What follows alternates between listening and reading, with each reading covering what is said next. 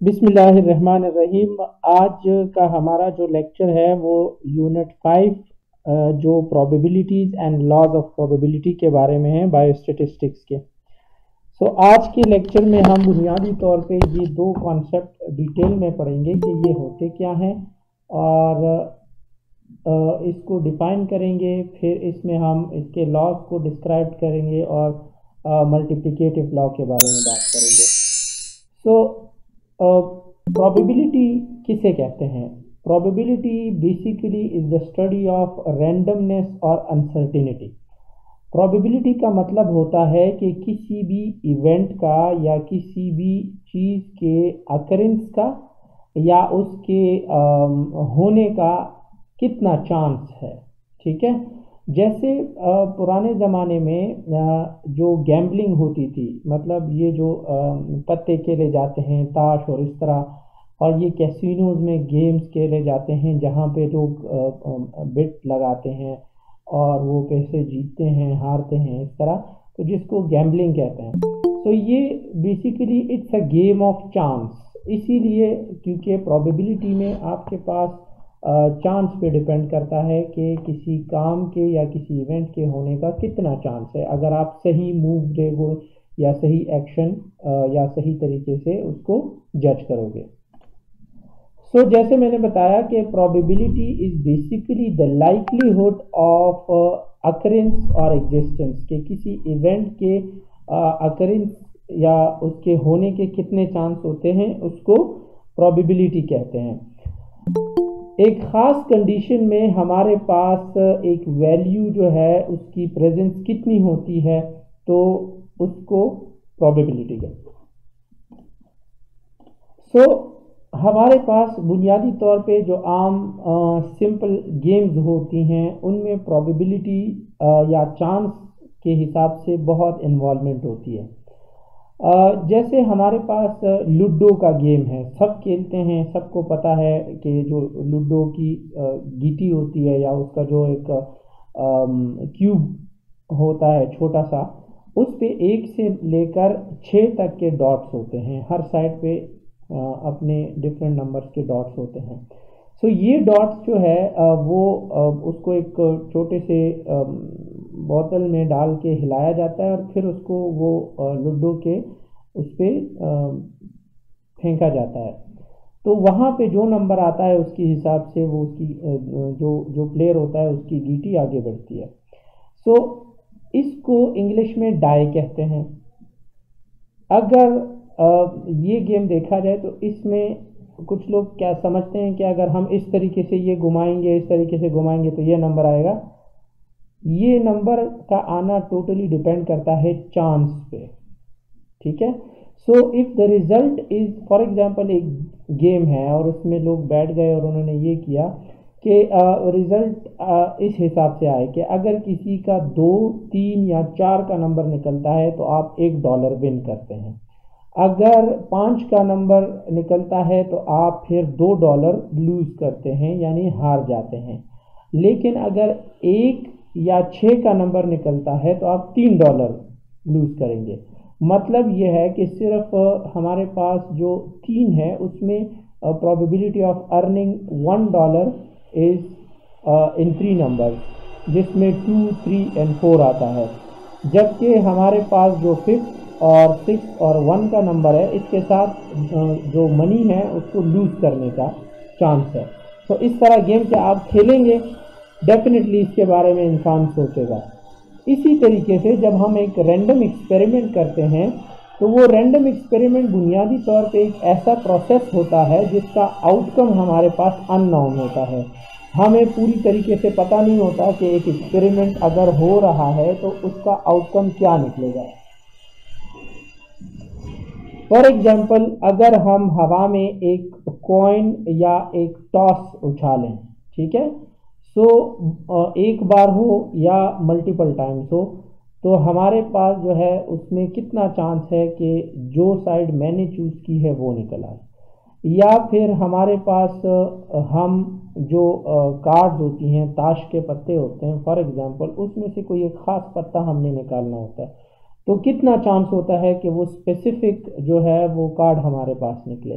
So it is basically a random experiment, क्योंकि हमें नहीं पता होता कि अगर हम एक टॉस को हवा में उछालेंगे तो कौन सी साइड आएगी, या अगर हम कोई भी रैंडम कार्ड जो है आंखें बंद करके वो निकालेंगे तो कौन सा कार्ड होगा।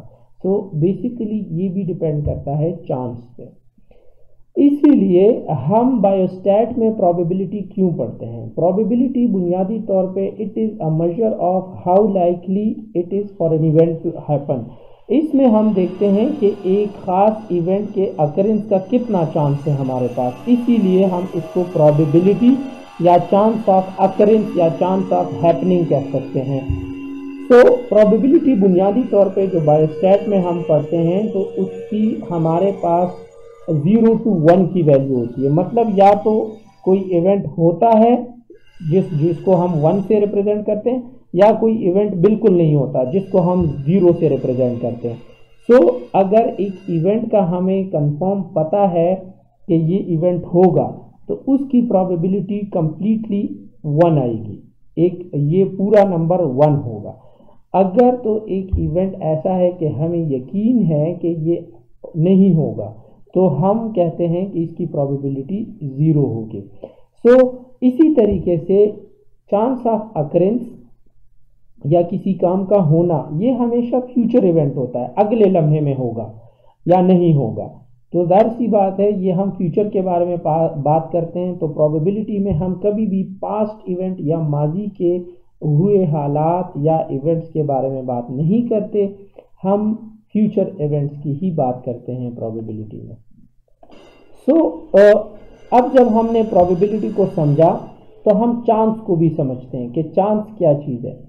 So when a metrologist state that the chance of rain is 50%, the meteorologist is saying that it is equally likely to rain or not to rain।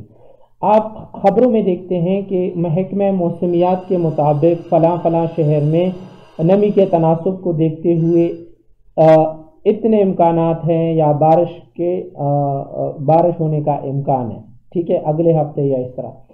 तो वो अगर कोई इस तरह परसेंटेज के बेस पे बात करें कि भाई 50% चांस है कि बारिश हो, तो ये इसका मतलब ये हुआ कि हो सकता है बारिश हो सकता है बारिश ना भी हो। सही है, इक्वल चांस है ना, 50% या तो बारिश होगी या नहीं होगी। लेकिन अगर इस चांस का नंबर हम बढ़ा दें और ये बोलें कि 80% चांस है, तो इसका मतलब ये है कि ज़्यादातर इम्कान यही है कि बारिश हो। और अगर यही नंबर हम 20% पे लेकर आएँ तो इसका मतलब ये है कि चांस ज़्यादातर यही है कि बारिश नहीं होगी। हो तो सकती है लेकिन चांस यही है कि बारिश नहीं होगी। सो इट डिपेंड करता है कि हम चांस की या प्रोबेबिलिटी का नंबर क्या देते हैं। तो बुनियादी तौर पे आपके पास जब हमारे पास प्रोपोर्शन की या परसेंटेज की बात करते हैं तो वो हम 0% से लेकर 100% तक की बात करते हैं, ठीक है, 100% तक। सिमिलरली जो प्रोबेबिलिटी है वो हम 0 to 1 काउंट करते हैं। सो ये 0 जो है बुनियादी तौर पे ये 0 तो इसी 0 में आता है, ठीक है, ये 0 यही वाला होगा। लेकिन जहाँ पे हम बात करते हैं 100 की तो जो परसेंटेज वाला 100 है उसको हम प्रोबेबिलिटी में 1 कहेंगे, ये अभी से याद रखें। सो चांस जो है वो डिपेंड करता है कि किसी चीज़ की अकरेंस का कि वो होगा या नहीं होगा। जैसे यहाँ पे अगर देखें तो अगर चांस 0 है तो इसका मतलब ये है कि हमें यकीन है कि वो इवेंट नहीं होगा, या 0% भी इसको कह सकते हैं। और अगर प्रोबेबिलिटी जो है हमारे पास 1 है किसी इवेंट के अकरेंस का, तो हम ये कह सकते हैं कि हमारे पास हम 100% श्योर है कि ये इवेंट होगा, हम 100% श्योर है कि ये इवेंट होगा। सो प्रोबेबिलिटी का 1 जो है वो परसेंटेज के 100 से करेस्पॉन्ड करता है। अब अगर हम बोलें कि 1/2 या 0.5 जो है वो हमारे पास प्रोबेबिलिटी है, 1/2 अगर 1 को 2 पे डिवाइड करें तो 0.5 आएगा। सो अगर हम बोलें कि 1/2 या 0.5 प्रोबेबिलिटी है कि कोई इवेंट होगा, तो इसका मतलब ये कि 50% चांस है कि कोई इवेंट हो सकता है या नहीं हो सकता, ठीक है। सो यहाँ पे एक क्वेश्चन आप देखें कि फॉर सपोज एक प्रेग्नेंट फीमेल है और वो इस सोच में मुब्तला है क्या उसका बेबी बॉय होगा या बेबी गर्ल होगा। सो देखिए, हम अज्यूम कर लेते हैं, अगर हम अज्यूम कर लें कि वो बेबी बॉय के साथ या बेबी गर्ल के साथ प्रेग्नेंट है, तो हम ये कह सकते हैं कि अगर वो फीमेल डिलीवर करेगी तो या तो बॉय होगा या गर्ल होगी। ठीक है, एक डिलीवरी में हम एक ही जेंडर को वो एक्सपेक्ट कर सकते हैं। लेकिन अगर हम ये बोलें कि अगर वो फीमेल 2 टाइम्स प्रेग्नेंट हो जाए और वो 2 बार बेबीज डिलीवर करे, तो एक बार चांस है कि बॉय हो और एक बार हो सकता है कि गर्ल हो, क्योंकि बॉय भी हो सकता है गर्ल भी हो सकती है। इस बात के विद इन 2 प्रेगनेंसी हमारे पास 50% चांस होता है किसी भी इवेंट के अकरेंस का, जो हमने पहले बोला। सो बेसिकली ये रेशो है फेवरेबल आउटकम का टोटल आउटकम के अंदर।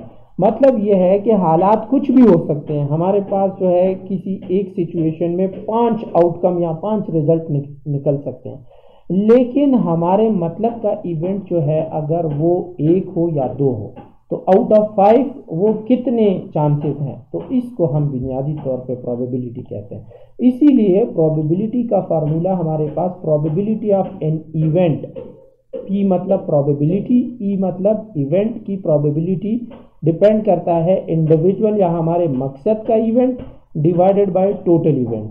ठीक है, कैपिटल एन का मतलब टोटल इवेंट होता है। सो हम इसको अगर फार्मूले में लिखते हैं तो हम कहते हैं कि probability of an event A, अगर कोई इवेंट है या कोई एक काम है जिसको हमने ए का नाम दिया है, उसकी प्रोबेबिलिटी क्या होगी। तो हम अगर इसको कैलकुलेट करेंगे तो हम कहते हैं कि ए कितने तरीके से आ सकता है, जो एक इवेंट है जो हम डिजायर कर रहे हैं वो कितने तरीके से हो सकता है। ठीक है, और तमाम पॉसिबल इवेंट कितने हैं। सो वो जो ख़ास एक इवेंट हमें दरकार होता है उसको हम तमाम पॉसिबल इवेंट में जब हम निकाल लेते हैं उससे, तो वो हमारे पास प्रोबेबिलिटी होती है।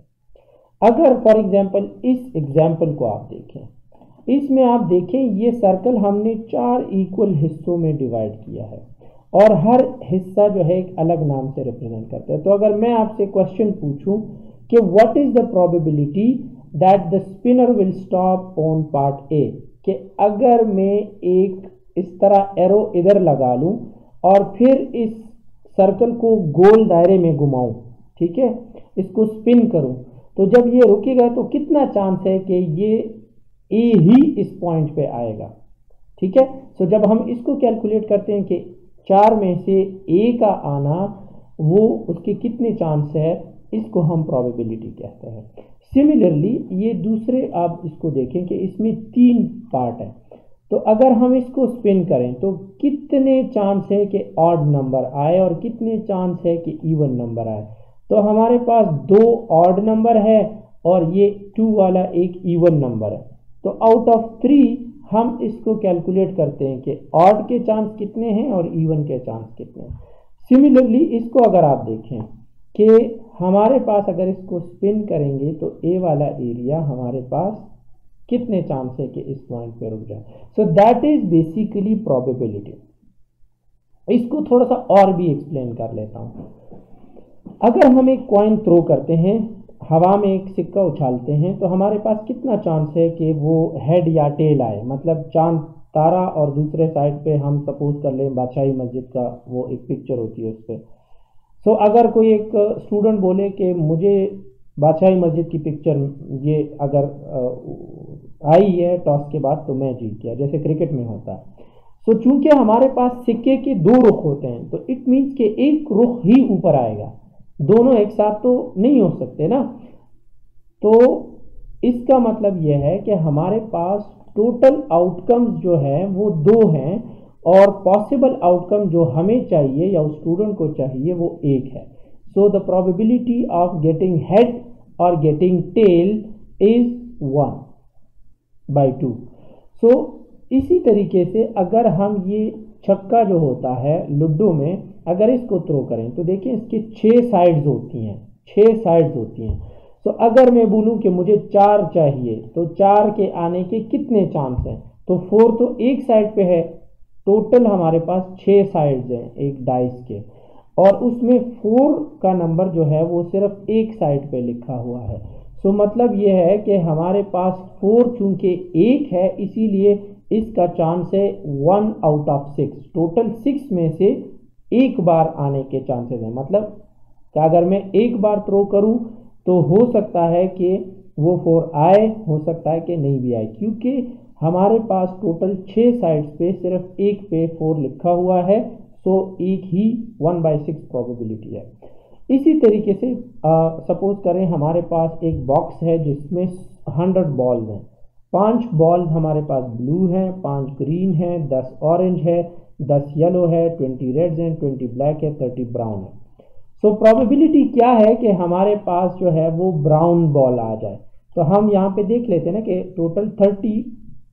टोटल हमारे पास 100 बॉल्स हैं और हमारे पास ब्राउन बॉल जो है वो 30 है। तो हमने 30 लिखा और फिर हमने उसका डिवाइड किया वो 100 पे, तो हमारे पास 0.3 प्रोबेबिलिटी आई। इसको अगर हम 100 के साथ मल्टीप्लाई करते हैं तो परसेंटेज आ जाता है, तो 30% चांस है।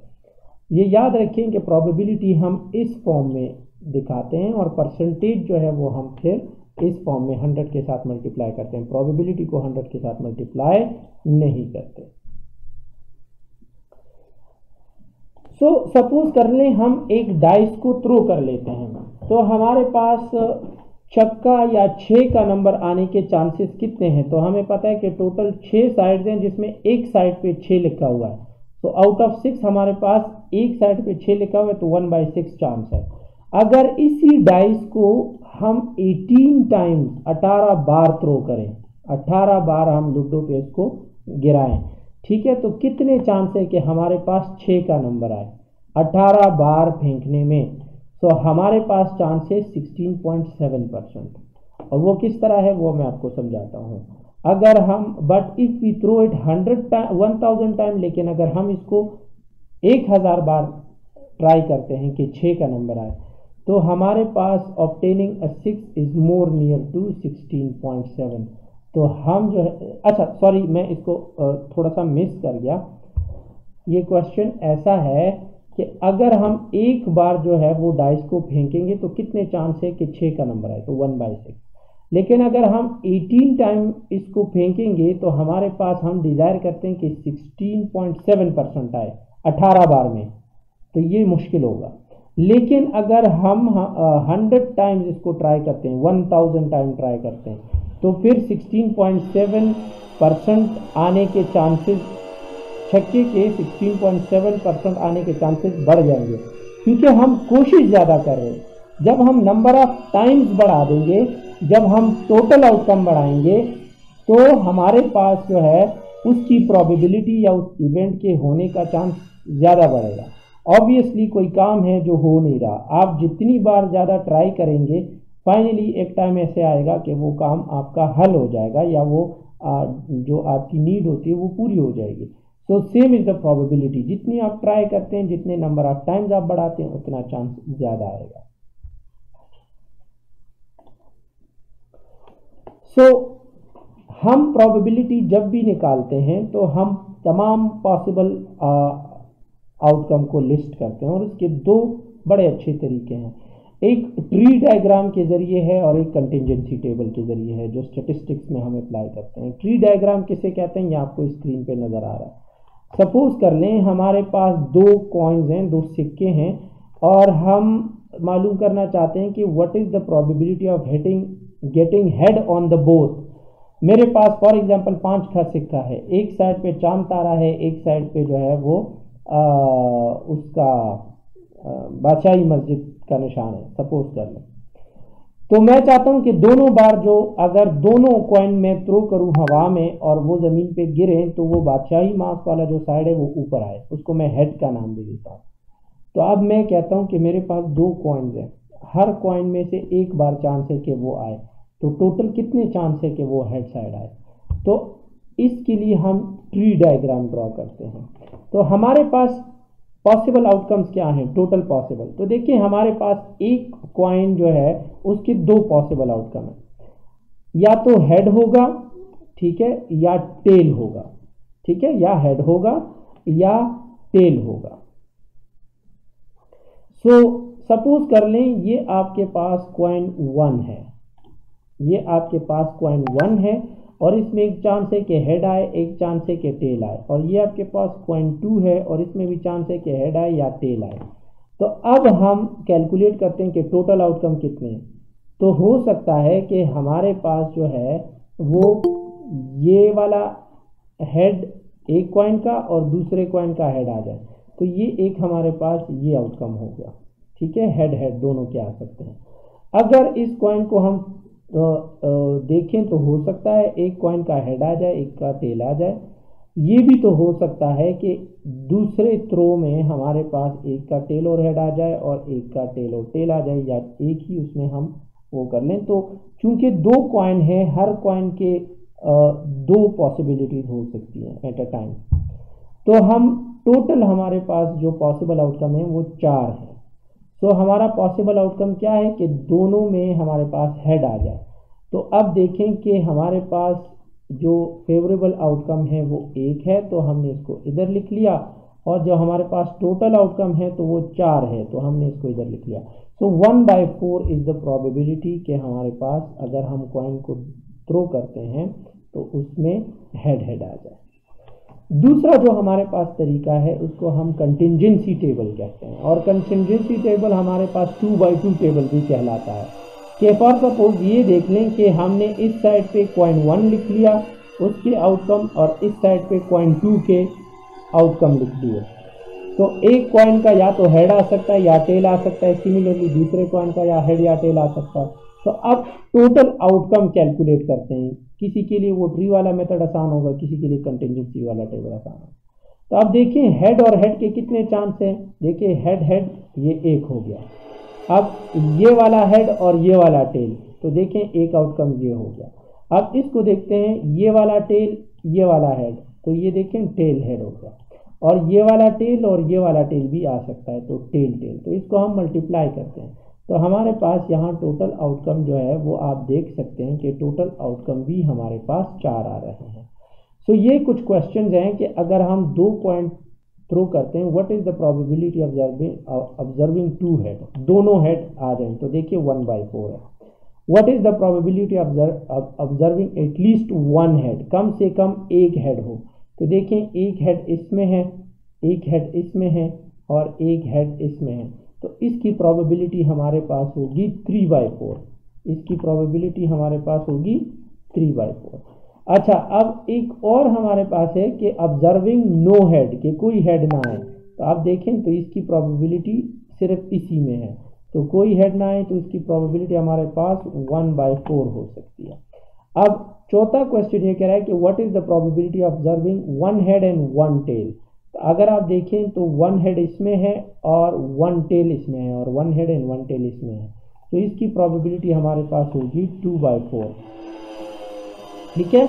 और observing not more than 1 tail, कि एक से ज़्यादा टेल किसी में ना हो, तो वो भी 2 है, तो इसकी प्रोबेबिलिटी भी 2/4 होगी। तो इस तरीके से कंटिंजेंसी टेबल में हम प्रोबेबिलिटी को मालूम कर लेते हैं।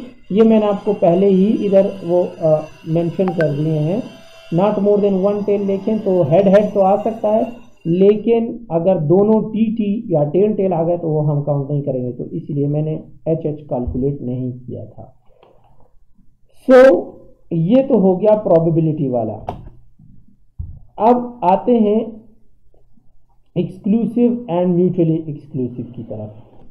सो अब आते हैं प्रोबेबिलिटी के रूल्स के बारे में। तो प्रोबेबिलिटी में हमारे पास 2 मेन चीज़ें हम डिसाइड करते हैं कि अगर तो 2 इवेंट्स हैं तो क्या वो म्यूचुअली एक्सक्लूसिव है या म्यूचुअली नॉन एक्सक्लूसिव है।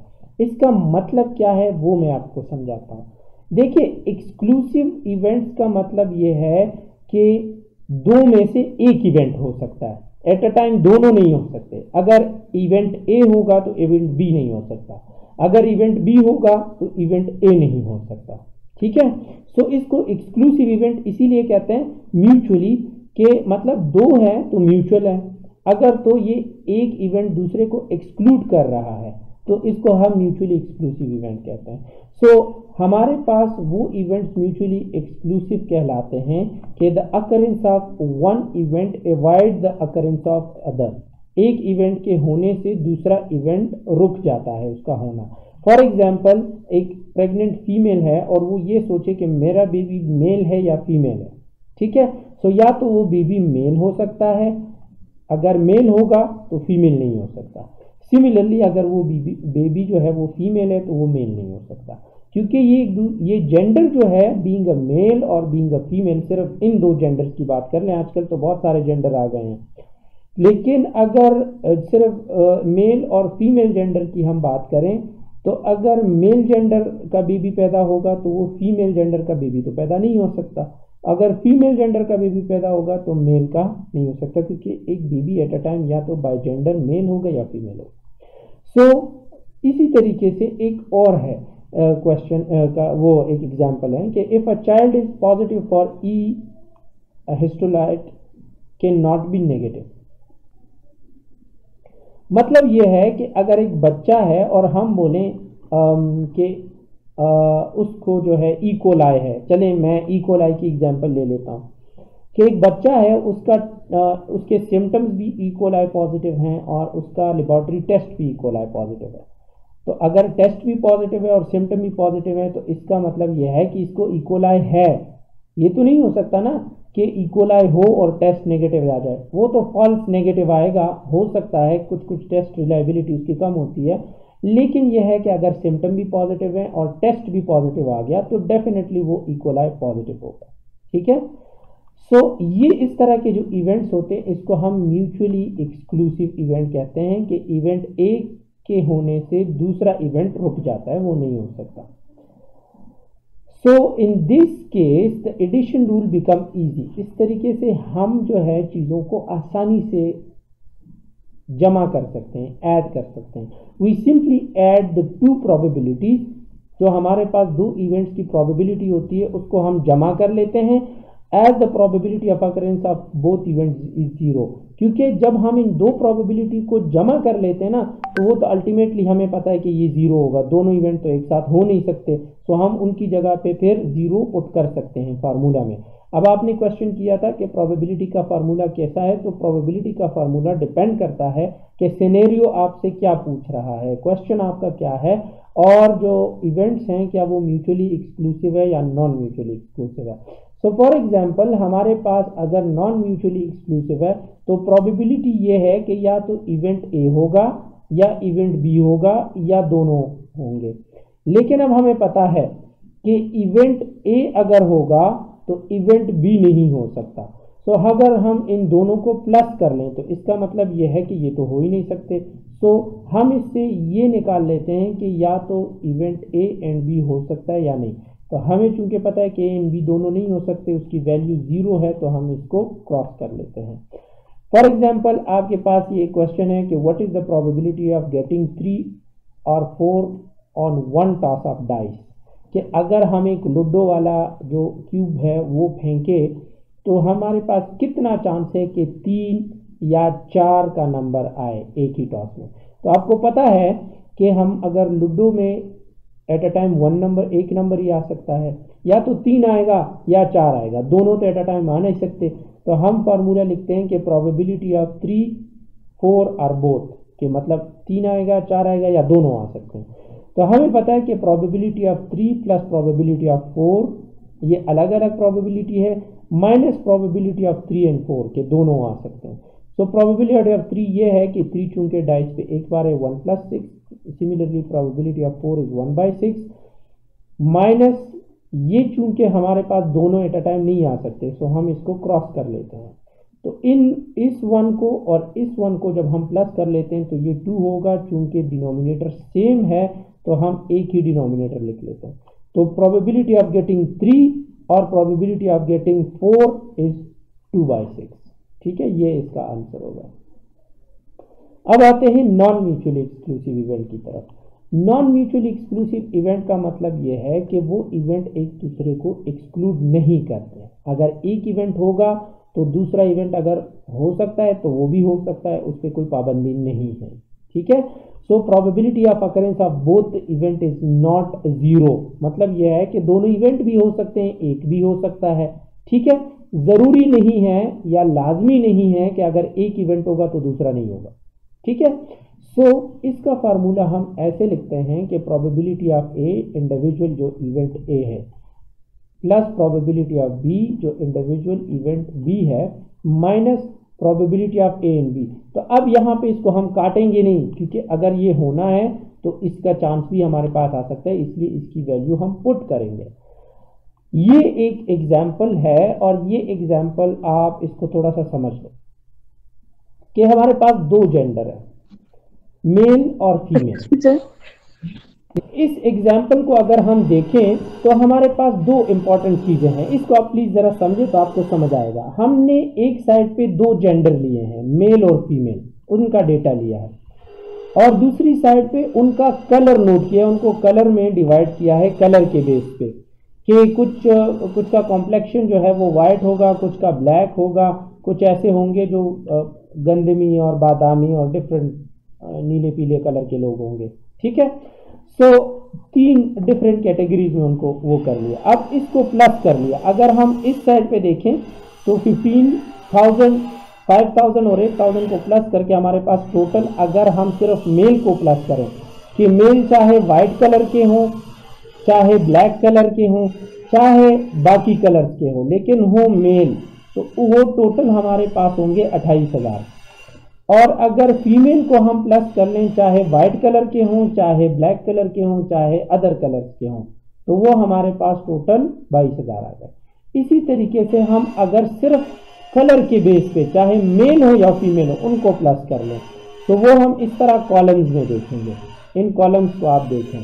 ठीक है, सो हम अगर जेंडर के बेस पे बात करें कि चाहे मेल हो या फीमेल हो लेकिन हो सिर्फ वाइट कलर के, तो वो टोटल 27,000 होंगे। चाहे मेल हो या फीमेल लेकिन सिर्फ ब्लैक कलर के हों, तो वो हमारे पास जो है वो 8,000 के आ गए, इनको जब हमने प्लस कर लिया। और चाहे बाकी जितने भी कलर्स के हों, ठीक है, लेकिन वाइट एंड ब्लैक ना हो और मेल फीमेल दोनों हों, तो हमने जब उनको प्लस किया तो उनका नंबर टोटल ये आ गया। सो आपके पास जो लास्ट रो है ये वाला और जो लास्ट कॉलम है ये वाला, ये सिर्फ टोटल दिखाता है ब्लू कलर में जो नजर आ रहा है। क्वेश्चन क्या है, ये एक यूनिवर्सिटी का डेटा है, सपोज कर लें, जिसमें मेल्स भी हैं, फीमेल्स भी हैं और डिफरेंट कौमियतों के रंग नस्ल के लोग हैं, तो उनमें इन्होंने रंग की बुनियाद पे जो है वो उनको कैटेगराइज किया है। अब अगर क्वेश्चन ये है कि एक रैंडम एक स्टूडेंट उठा लिया जाए, ये 28,000 स्टूडेंट इस तरीके से बिल्कुल जो है वो खड़े हैं, और रैंडमली आप 28,000 में से आंखें बंद करके किसी एक स्टूडेंट के कंधे पे हाथ रखते हैं, तो क्वेश्चन क्या पूछ रहा है? क्वेश्चन ये पूछ रहा है कि find the probability that this student is black. कितना चांस है या कितनी प्रोबेबिलिटी है कि इस स्टूडेंट का रंग जो है वो काला होगा। ठीक है, सो अब इसको कैलकुलेट करते हैं, कितना चांस है कि स्टूडेंट का रंग काला होगा। सो हम काले देखेंगे, चाहे वो, अब इसमें मेल फीमेल की बात नहीं की गई, इसमें सिर्फ कलर की बात की गई। सो अब हमने ये कहा कि स्टूडेंट हो लेकिन ब्लैक हो, मेल भी हो सकता है फीमेल भी हो सकता है। तो अब ये देखें कि टोटल ब्लैक जो है हमारे पास 8,000 है और हमारे पास जो बाकी स्टूडेंट है वो कितने हैं। तो अब आप देखें फार्मूला क्या है। फार्मूला हमारे पास कहता है कि probability of black student in total student, चाहे मेल हो फीमेल हो, वाइट कलर के हों, ब्लैक हो, किसी भी कलर के हो, तो हम ये वाला टोटल और ये वाला टोटल प्लस कर लिया, तो हमारे पास जो कलर और जेंडर के बेस पे टोटल आया या टोटल आउटकम के चांस हैं 50,000।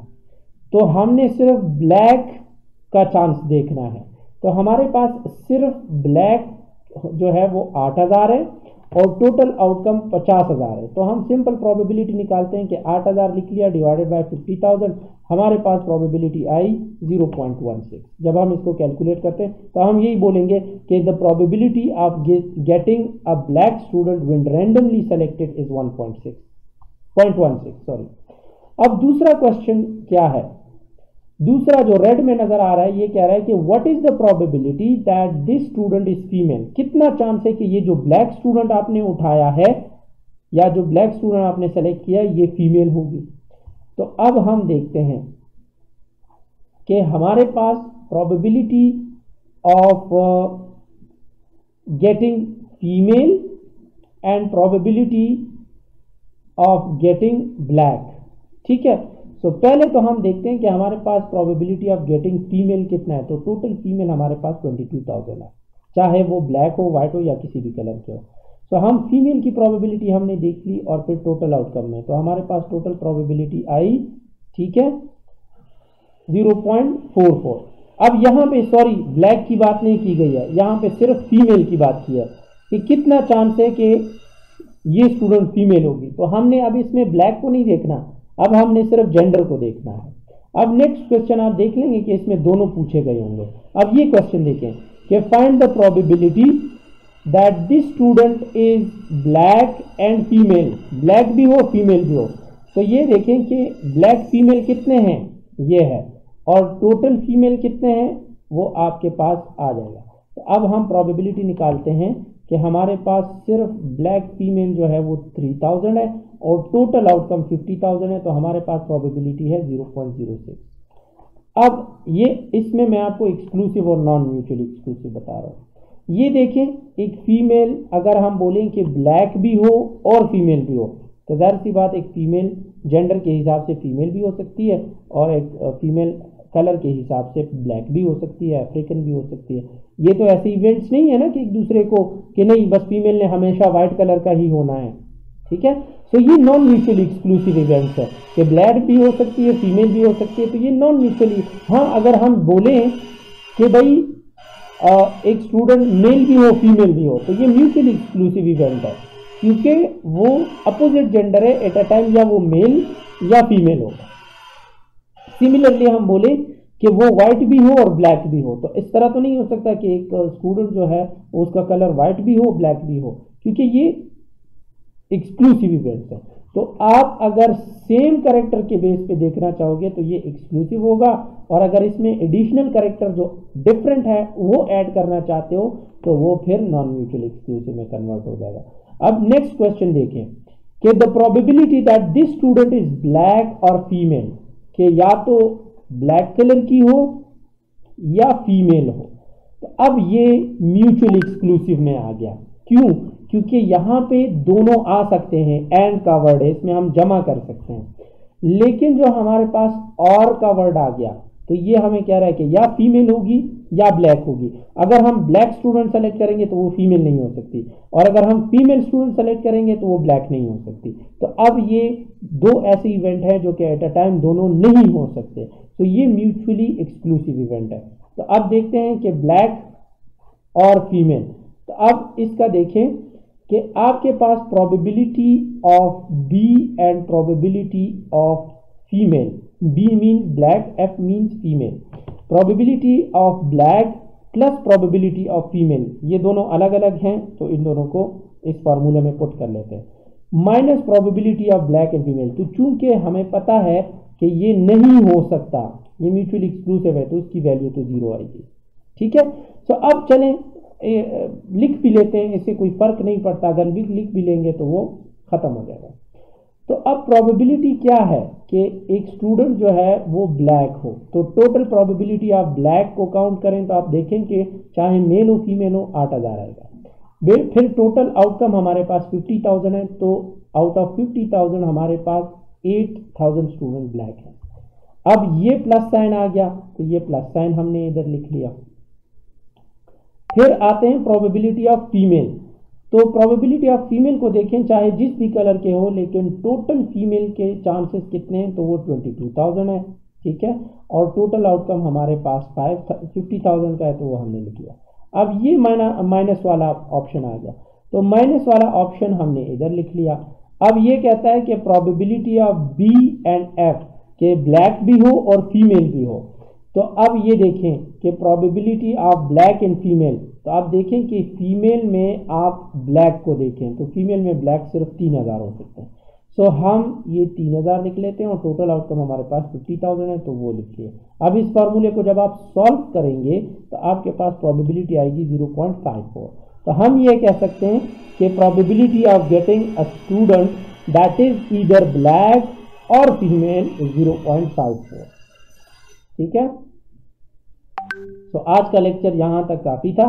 इंशाल्लाह इस लेक्चर का नेक्स्ट पार्ट जो है वो नेक्स्ट क्लास में कवर करेंगे। Thank you very much.